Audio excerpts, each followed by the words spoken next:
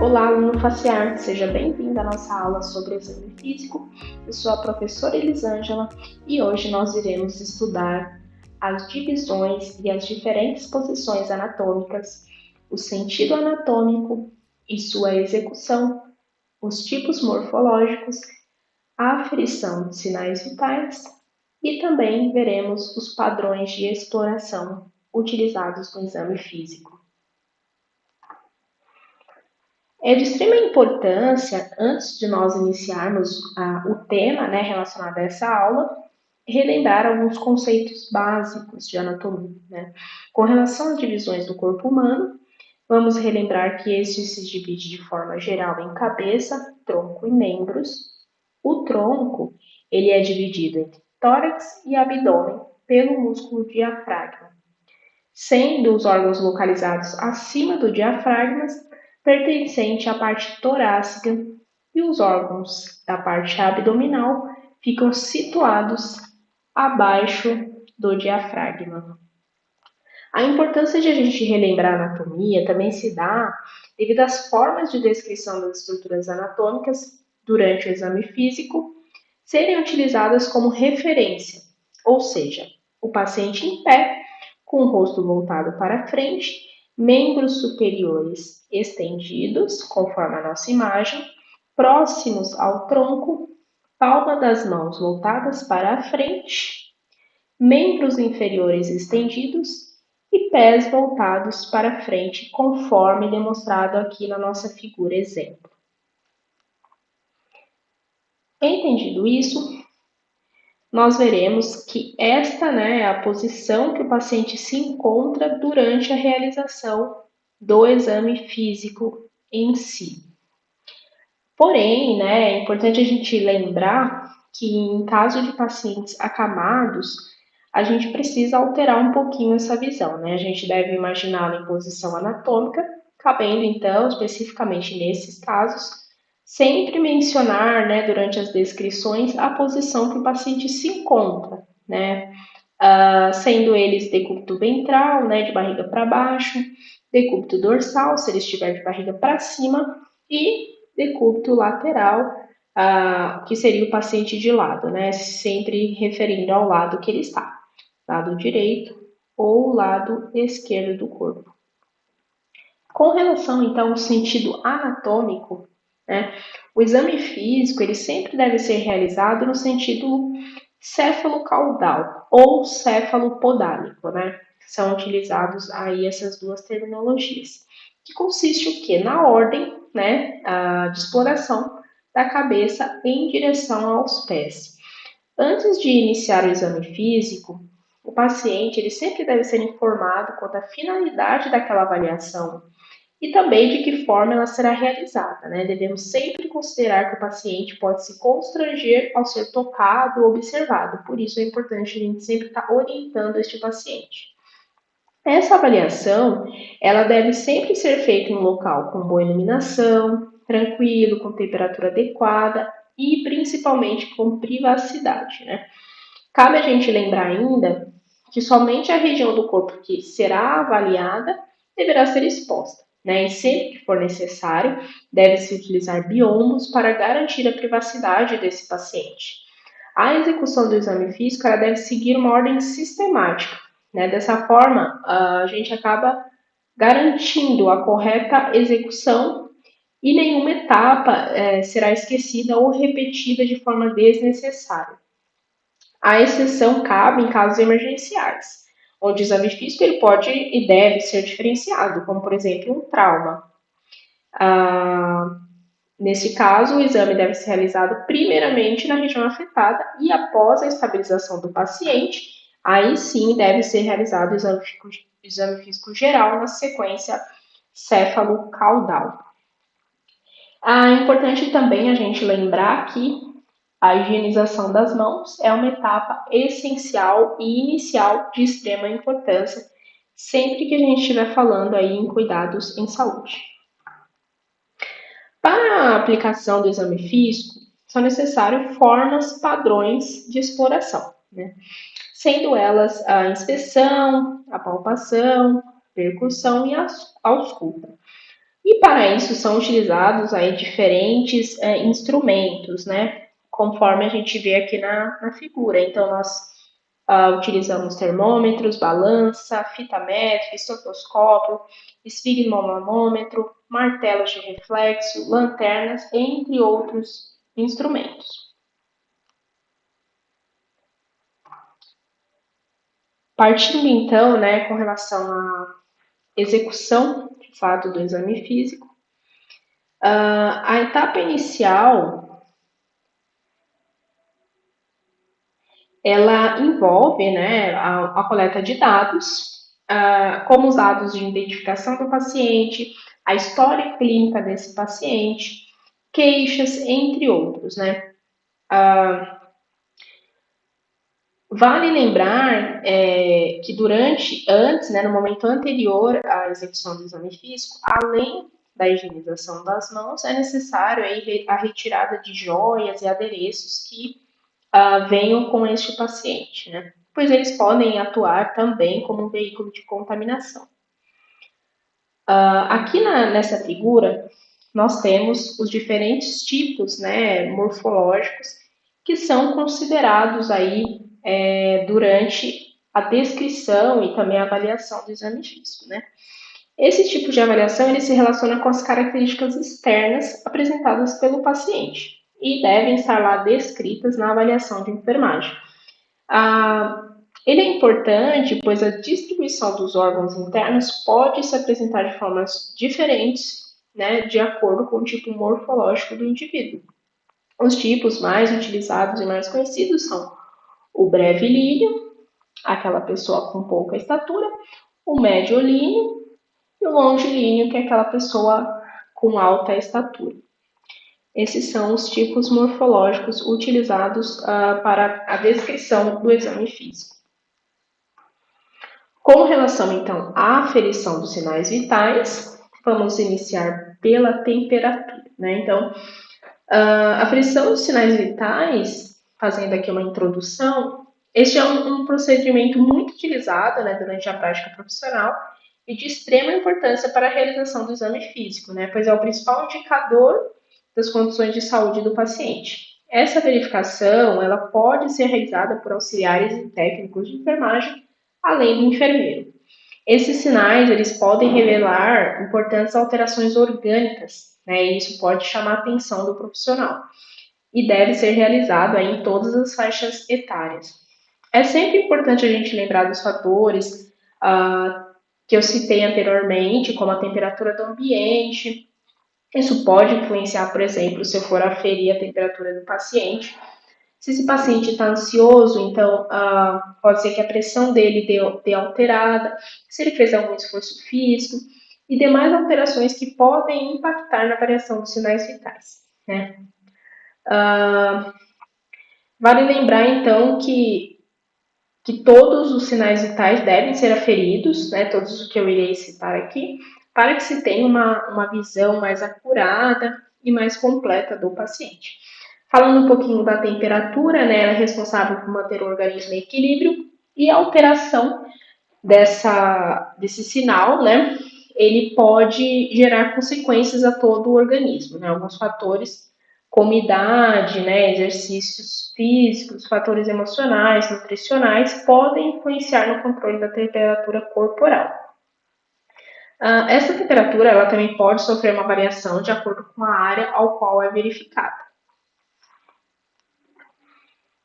Por outro lado, é importante a gente sempre pensar, né, que na maioria das vezes o que é aferido é a temperatura axilar, porém nós temos que ter conhecimento, né, primeiro que existe essa diferenciação, a depender do local que você está aferindo, e essa variação, ela pode variar aí de alguns graus centígrados, né, uma diferença bem discreta, porém ela existe, né, por exemplo, a temperatura retal, geralmente meio grau até 0,6 graus maior que a temperatura oral. Por outro lado, a axilar é um grau menor que a oral, né? Então, com relação aqui aos locais, né, mais utilizados para aferição, os valores normais de temperatura, né? Então, a axilar aí, ela varia de 35,5 a 37 graus centígrados, a oral ou a bucal de 36 a 37,4 e a retal de 36 a 37,5. Então, a gente vê aí que existe uma variação. A gente precisa conhecer nessa variação para a gente não estar informando aí nenhum dado incorreto. Com relação à aferição da frequência respiratória, é essencial que o profissional de enfermagem saiba reconhecer as anormalidades do sistema respiratório, né, com o objetivo aí de que sejam aplicadas medidas terapêuticas, né, intervenções, ações que melhorem o padrão respiratório. Para isso, né, devem ser sempre analisados a frequência, o ritmo, a profundidade e os sons emitidos durante o ciclo respiratório. O ciclo respiratório, né, relembrando, ele é representado pelos movimentos de inspiração e expiração. Toda alteração encontrada nesse ritmo respiratório é denominada dispneia, né? Em um adulto normal, essa frequência varia de 14 a 18 ciclos ventilatórios por minuto, sendo aí seu limite de normalidade, né, denominado eupneia. Então, toda vez que eu tiver uma alteração do ciclo respiratório, eu vou tomar dispneia, e toda vez que eu não tiver essa alteração, ou seja, isso estiver dentro da normalidade, é denominado eupneia. Vamos ver agora alguns termos utilizados para a denominação de diferentes tipos de padrão respiratório, né? Então, tudo isso que a gente vai falar no próximo slide é considerado uma dispneia, porque é uma alteração do ciclo respiratório. E dependendo da velocidade, a gente vai ter uma descrição. Bom, a bradipneia é quando essa frequência ventilatória está menor que aqueles limites de normalidade que eu citei, né? Então, relembrando aqui que o normal é de 14 a 18 ciclos. Por outro lado, a taquipneia, né? É a frequência ventilatória é maior que os limites da normalidade, ou seja, aquele paciente que está respirando de uma forma mais acelerada, mais superficial, muitas vezes. Nós temos ainda também a dispneia periódica, que é o padrão ao qual se observa que o ciclo ventilatório é realizado cada vez mais de forma profunda até atingir uma amplitude máxima. E após esse período, há uma diminuição desses movimentos, seguido por um período aí de apneia, né? Lembrando que a apneia é aí a ausência, né, de respiração quando o paciente para de respirar. Então, aqui, essa dispneia periódica, em termos, né, gerais, é quando aquele paciente ele inspira profundamente, né, ele enche o pulmão de ar e ele vai diminuindo esses movimentos e ele para de respirar. Isso é denominado dispneia periódica. Nós temos ainda também um padrão que é chamado de Kussmaul. Neste tipo de padrão respiratório, o ciclo ventilatório é realizado de modo profundo e rápido, podendo a frequência estar alta, normal ou baixa, né, devido ao aumento da amplitude dos movimentos ventilatórios, ocorrendo que é uma hiperventilação como uma espécie de recurso para a eliminação dos gases carbônicos. Né? Então, nessa respiração, o que caracteriza ela é que é uma respiração realizada de modo profundo e rápido. Existem ainda outras alterações, né, relacionadas ao ritmo ventilatório, porém menos usuais, como por exemplo a platipneia, que é quando o paciente apresenta dispneia ao se manter em pé. Então, e a ortopneia, que é o contrário da platipneia, o paciente apresenta dispneia quando se encontra em decúbito dorsal, ou seja, deitado. Então, basicamente, aquele paciente, quando ele se levanta, ele tem uma alteração do ciclo ventilatório, né? Uma dispneia, que pode ser uma bradipneia, uma taquipneia. Ou não, ao contrário, quando ele deita, ele tem alguma alteração do ritmo respiratório. Agora, falando do sinal de frequência cardíaca, né? Então, é importante a gente lembrar que a frequência cardíaca normal, ela em paciente adulto, pode variar de 60 a 100 batimentos por minuto, sendo denominada uma frequência normocárdica, né? Então, dentro dos limites dos parâmetros da normalidade. Quando essa frequência ela está menor que 60 batimentos por minuto, é denominada então a bradicardia. E quando essa frequência ela aumenta muito, né? Então ela está acima dos limites da normalidade, ela está aí entre o valor acima de 100 batimentos por minuto, ocorre ataque cardíaco. A frequência normal, então, de um adulto em repouso situa-se aí na faixa de 60 a 100 batimentos por minuto. É interessante abrir um parênteses aqui, né?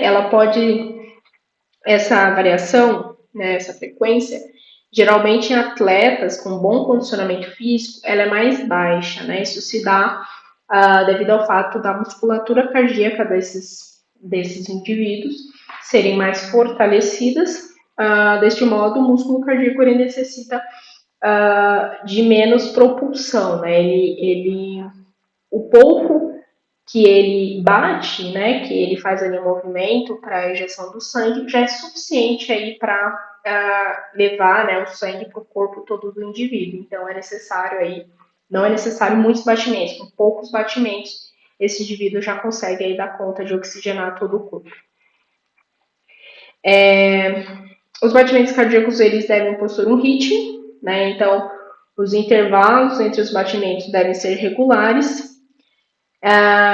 Caso isso não ocorra, nós temos aí o que nós chamamos de uma arritmia, né? Então, como o próprio nome já diz, a arritmia é a ausência de um ritmo, né? E o nosso coração necessariamente ele precisa seguir um ritmo.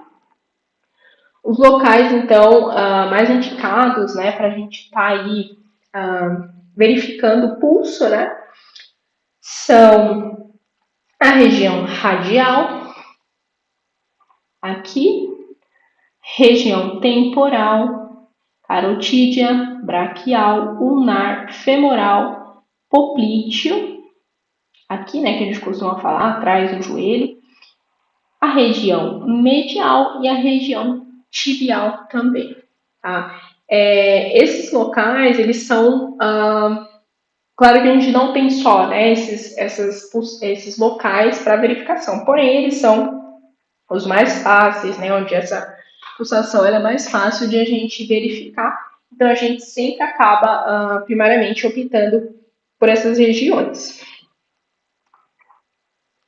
Agora, com relação ao sinal vital de pressão arterial, né? Então, o que é a pressão arterial?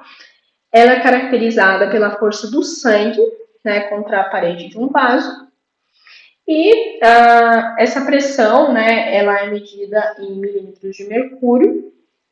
Então, a unidade de medida utilizada para essa verificação é milímetros de mercúrio. Aqui nós temos, então, a imagem, né, de um profissional de saúde realizando aí a aferição da pressão de um paciente. É importante a gente lembrar que essa pressão, né, ela pode facilmente sofrer variações, a depender da idade, da posição anatômica que esse paciente tiver. Outros fatores também influenciam, como, por exemplo, o estado emocional pode alterá-la. Por exemplo, se esse paciente ele caminhou muito para chegar até o serviço de saúde, se ele está ansioso por algum motivo, né? A gente até popularmente costuma dizer a síndrome de jaleco branco, que quando a pressão está normal, quando ele vê o profissional, essa pressão se altera. Então é importante a gente sempre considerar todos esses fatores, né? Então, às vezes, né, o que a gente costuma indicar? O paciente chegou para aferir a pressão, você espera, né? Fala para esperar 20 minutinhos, meia hora, para ele se acalmar, para o ritmo dele, tanto respiratório, quanto cardíaco, quanto emocional, ali dar uma normalizada. E posteriormente a gente segue aí aferindo a pressão desse indivíduo.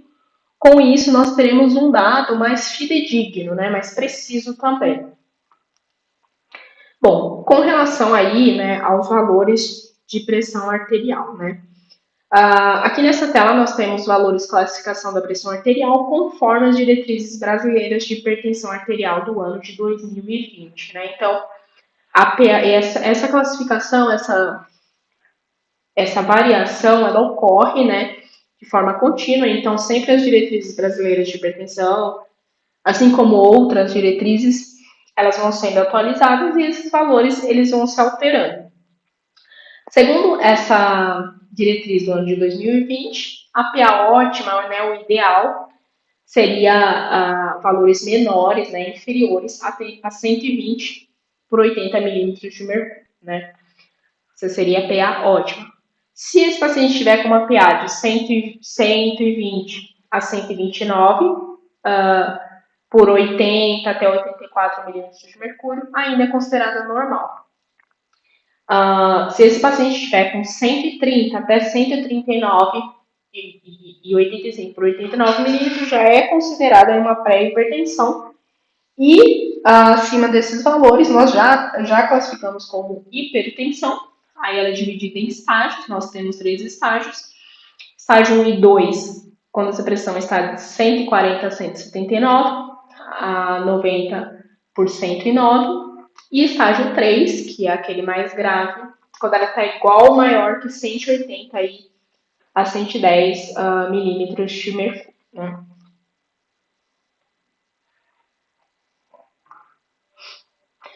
Cabe a gente lembrar também sobre a pressão arterial média, que ela reflete a pressão da perfusão sanguínea nos tecidos.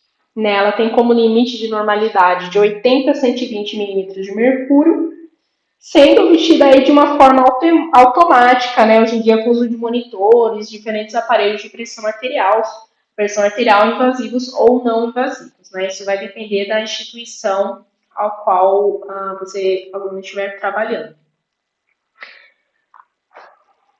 Bom, com relação, né, a um sinal vital, né, muito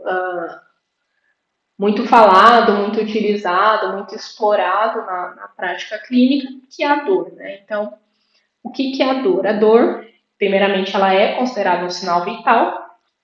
É difícil aí de descrever de forma precisa o que é a dor, mas o que nós temos aí como um consenso é que ela é um fenômeno subjetivo, ou seja, ela é sentida, né, de formas diferentes, a depender de cada indivíduo, de cada paciente.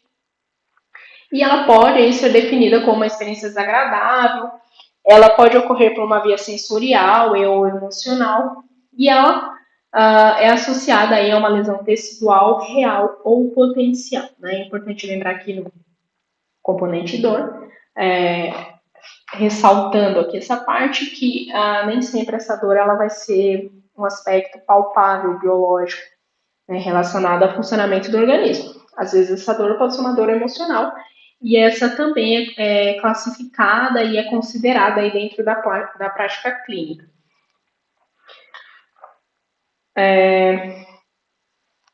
Para interpretar a dor, né, então os profissionais eles devem atribuir um significado a essa dor. Né? Como eu disse, não é fácil a gente mensurar a dor, né, por ela ser um sintoma subjetivo.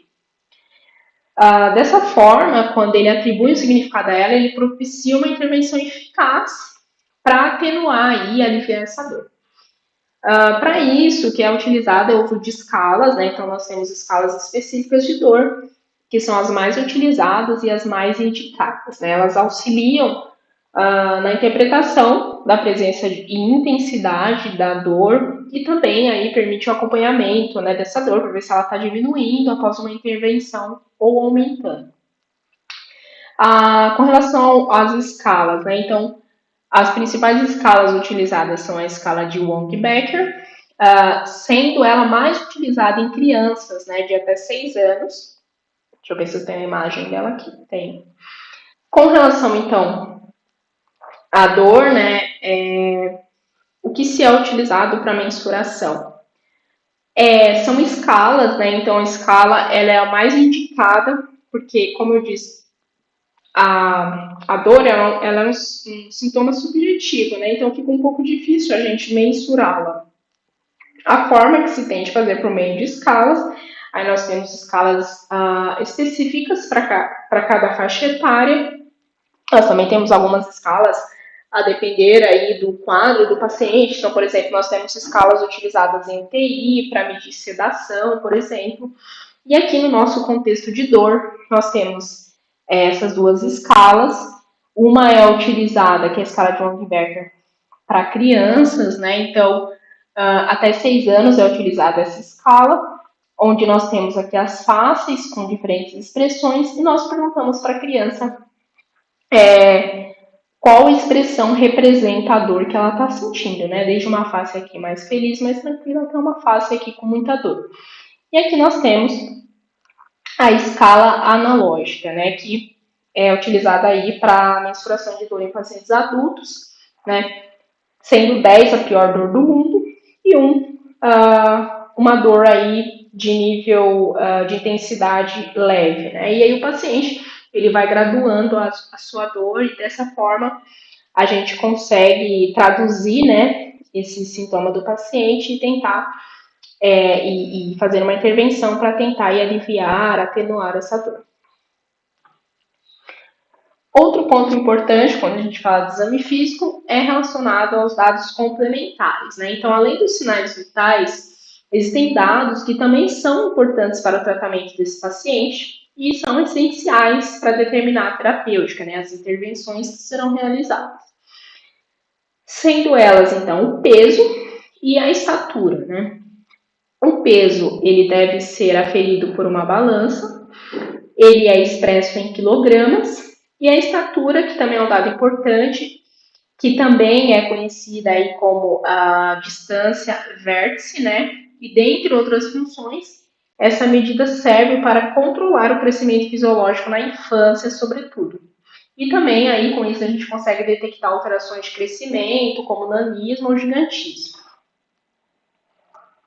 Vamos entrar agora então nos padrões de exploração, né, que a gente utiliza no exame físico, né, que são as nossas ferramentas, né. O primeiro padrão então é a inspeção, né. Então, só relembrando que o exame físico, né, ele pode ser caracterizado como o ato de inspecionar, palpar, percutir, auscultar determinadas diferentes regiões do corpo e seus sistemas, né.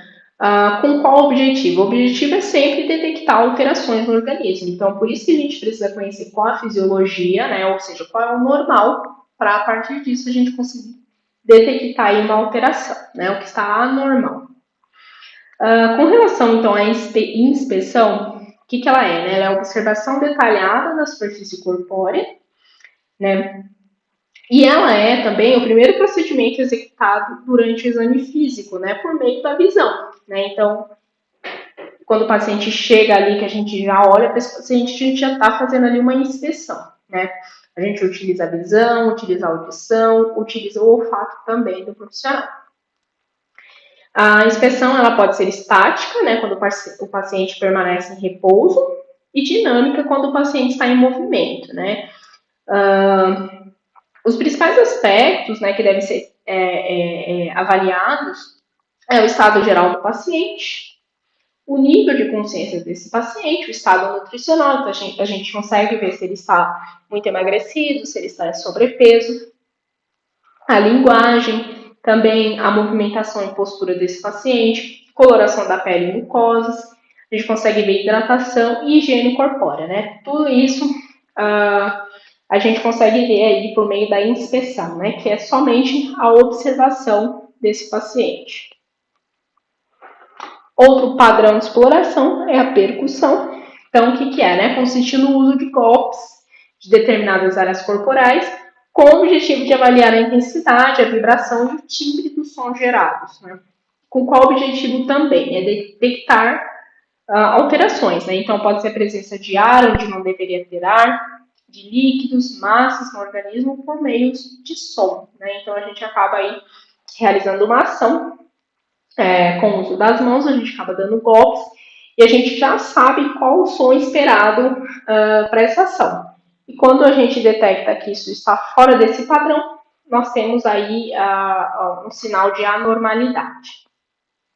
Esse tipo de padrão exploratório é muito usado, sobretudo, para detectar alterações do sistema respiratório, né? Então, pulmonar, e também gastrointestinal. A palpação, então, é um padrão exploratório que deve ser utilizado, né? Essa etapa ela utiliza o tato, né? E ela tem como objetivo identificar a temperatura do corpo, a umidade, formas, posições de estruturas, locais sensíveis à dor. Ela pode ser realizada de uma maneira mais superficial ou de uma maneira mais profunda, né? Para isso, a gente acaba utilizando as pontas dos dedos para avaliar a temperatura, né? É mais usual e melhor a gente estar avaliando com o dorso das mãos e dos dedos.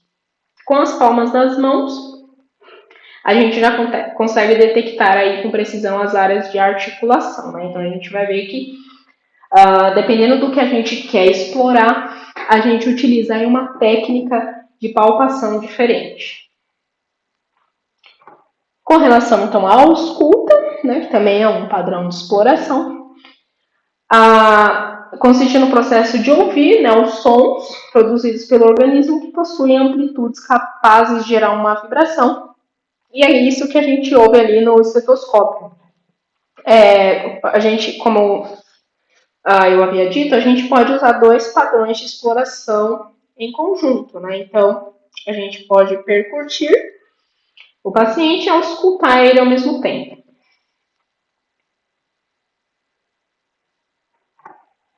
Bom, nós chegamos ao fim dessa aula. Em resumo, nós aprendemos sobre os conceitos básicos de anatomia, as posições anatômicas que o enfermeiro deve ter conhecimento antes de iniciar a realização do exame físico, né? Por que isso é importante, esse antes? Porque a gente precisa saber de que forma o corpo trabalha em condições normais, para que quando nós formos fazer a exploração, né, por exame físico, a gente consiga detectar sinais de normalidade. Nós vimos sempre que deve-se considerar os sentidos anatômicos para sua realização, então não é de qualquer forma ou sobre qualquer ângulo que a gente faz essa exploração, né? Existem sentidos anatômicos que devem ser seguidos. E utilizar aí as diferentes formas de exploração, né? Sendo elas a inspeção, palpação, percussão e também a ausculta. Nós discorremos aí sobre os diferentes tipos morfológicos, né? E os sinais vitais aí que devem ser coletados. E descobrimos que existem alguns dados, né, que são complementares ao exame físico e eles devem ser coletados no momento da realização dessa investigação do paciente. Eles são importantes para o tratamento do paciente e, claro, são essenciais para a determinação da terapêutica que será realizada. Essas foram as referências utilizadas para a elaboração dessa aula. Eu desejo bons estudos. A aluna fica à vontade para consultar o material quantas vezes for necessário e se preparar para a avaliação. Bons estudos e até a próxima aula.